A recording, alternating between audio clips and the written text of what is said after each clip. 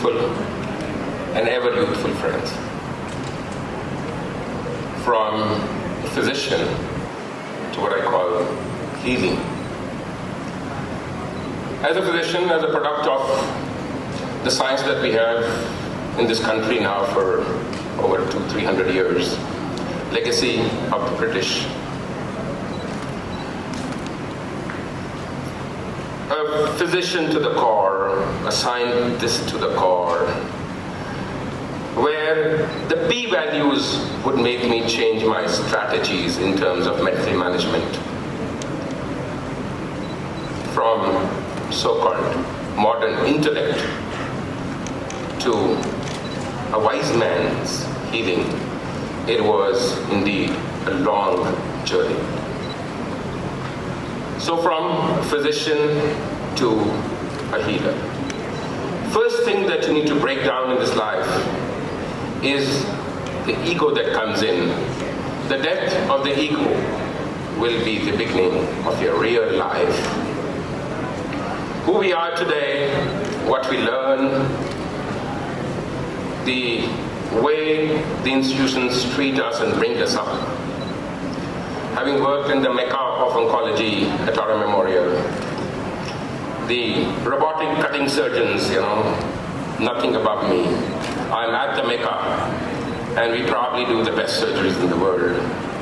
We press shoulder to shoulder, probably work with Memorial Sloan Kettering, and probably best at our job. So from those ideas to a humble healer, it was a long and interesting journey. I somehow feel now, I wouldn't call as the probably still a spring of life, but probably heading towards the autumn of my life. One realizes that autumn has its own story to tell. The setting sun is no less beautiful than the sunrise. And wisdom is different from intellect, is what dawns upon you probably after the spring of your life has gone away. So, this is the important thing in my life, the pause.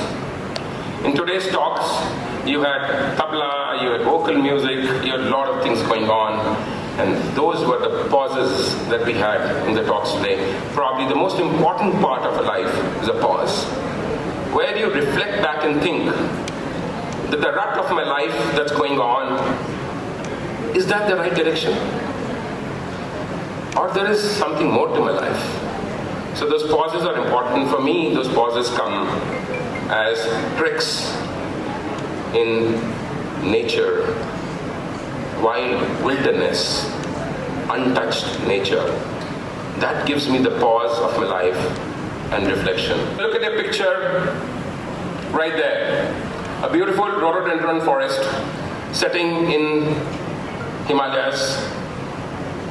And we carefully look down, there is a path. And I always have fallen back on Mother Nature for guiding me. We've had lessons on fitology today, gaming changing your fitness. I'm a little retro guy. Probably appeal to people who love old music. So for me, the best messages of health come from Mother Nature.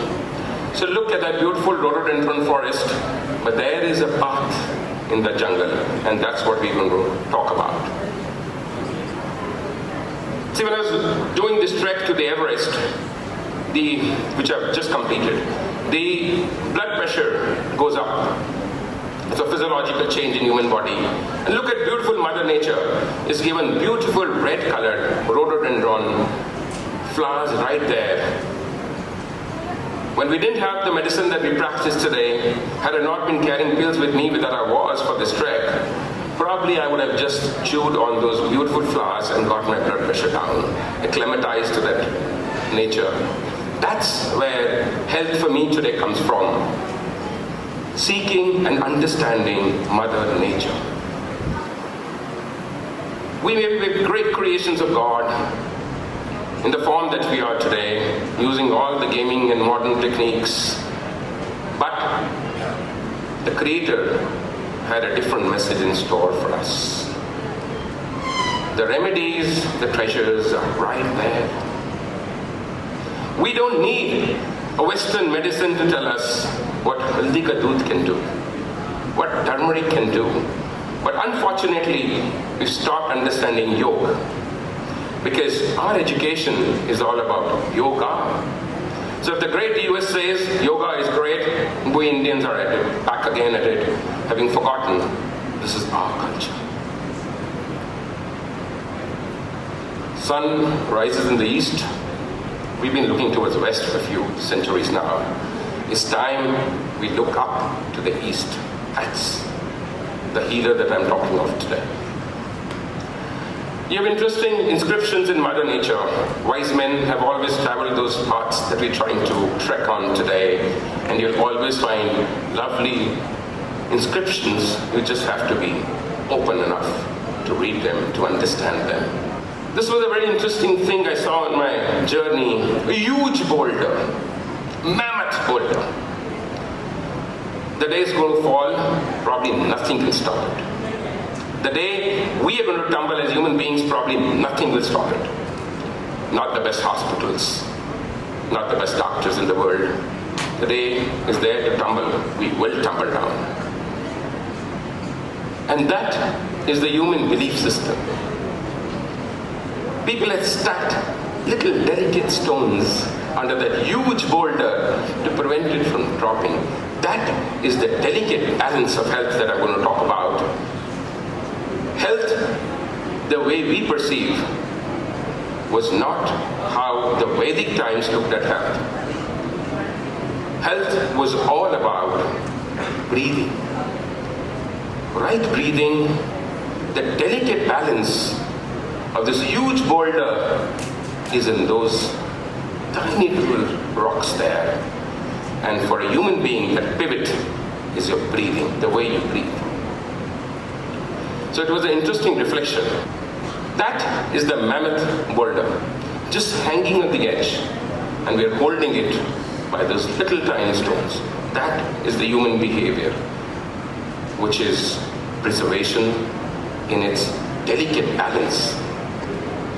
We make this body out of what we eat. We're all born tiny, we aggregate physical mass depending on what we eat. So, to live a healthier life, you must eat well. Different wise men, dogmas, cultures, societies, ignorance, to the point that there are theses written on what kind of water you must drink. When should you drink water? Should it be hot water? Should it be cold water? Aren't we complicating our lives? One thing that I've learned about being a healer is be simple. Go back towards nature. This is what the science and allopathy did for years together to us. They will decide when to feed us water. You should not be taking water for an hour after your meal. It's unhealthy. Well, I'm thirsty now. That is instinctive living. The dog knows I'm thirsty. I need water now. Live by your instinct. Human beings have been given an instinct. Trust you me, it's your journey of life, your different individuals. When your nature doesn't match, when your day's chores don't match, how is it that I'm going to prescribe a standard diet for all of you sitting in this audience and presume that you would be healthy? Follow your instincts. When I need water, goddamn, I need water, I'm thirsty. It's as basic as that. What's it got to do with science and doctors telling me when to have a glass of water? A great power of sniffing. You want to eat healthy? Sniff your food. You like it, you have it. That's your instinct. Some of the most basic instincts that a human being have been given in the limbic system, smell is one. And this smart fella knows how to use his smell. You hide bad food for this little doggy, clad in the most glamorous biscuits, and it's not going to eat it. And look at us as human beings. You know, the smell is bad, the food is rotten, but I'm at a wedding, I'm going to have a feast. That's where we've come down as human beings. We don't follow our instincts, we eat wrong. And perpetually, you're my clients. This is my favorite slide. Western medicine taught us for years together. Your stomach gastric empty time is 2 hours. So eat every 2 hours, like a glutton. In sharp contradiction to our Vedic way of living, 2 meals a day, to eating 2 hourly. And this journey from a physician to a healer, I've often asked myself, which way is this pendulum swinging for me? Today I understand food as the Vedic people did. Food in terms of who you are and what you want to do, how you want to live it today. Can you imagine a lion eating the grass and then mating something like 20 times in a day?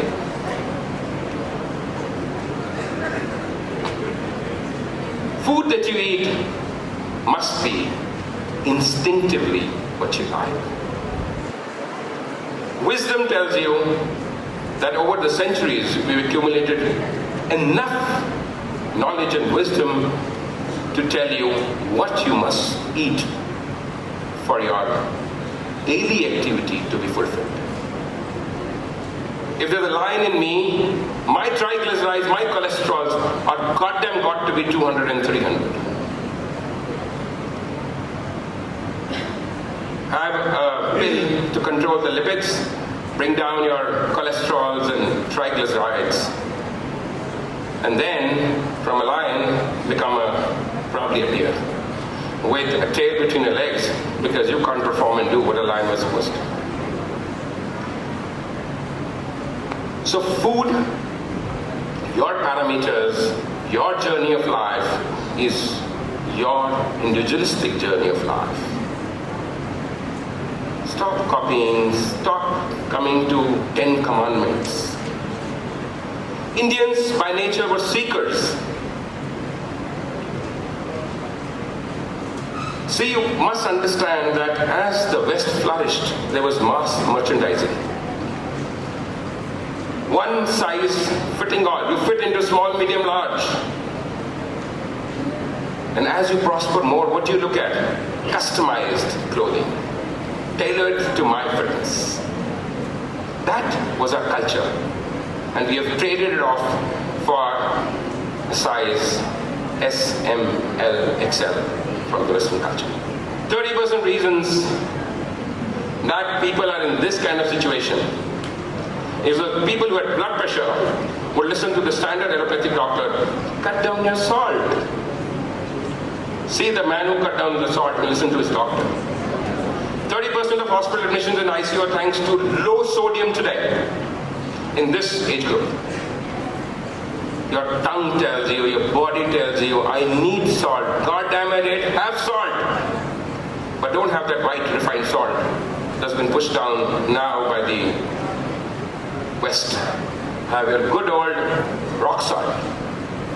The salt the way it's supposed to. Physicians swung a pendulum to the point that something as basic as my desire for salt, for which God has given me receptors in my mouth, and I know that I want salt.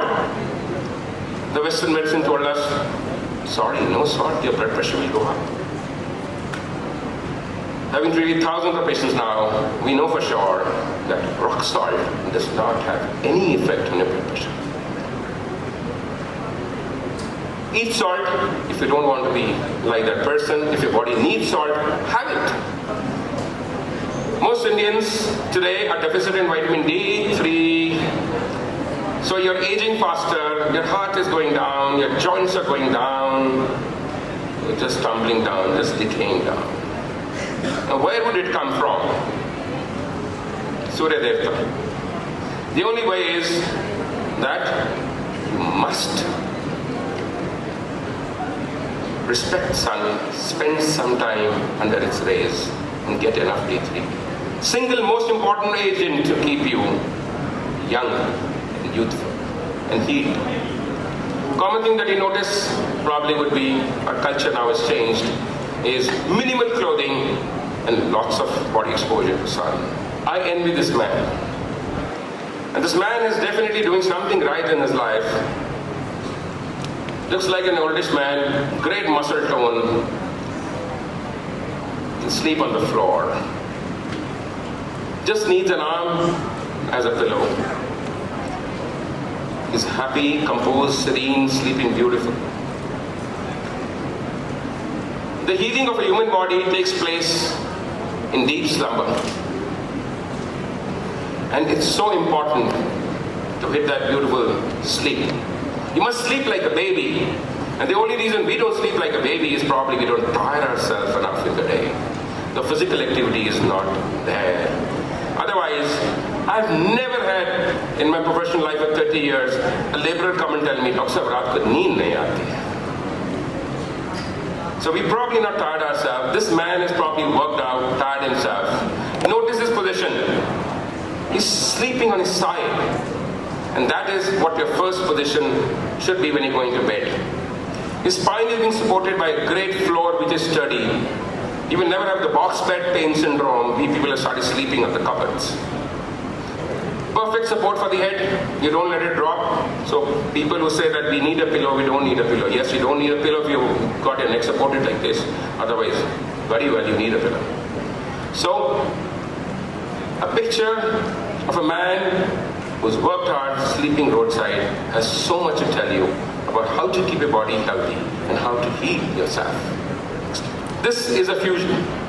A beautiful place that I saw in Kathmandu. The old mandir destroyed, a stupa as Buddhism came into Nepal, and a perfect culmination of modern day Western medicine and traditional knowledge and wisdom.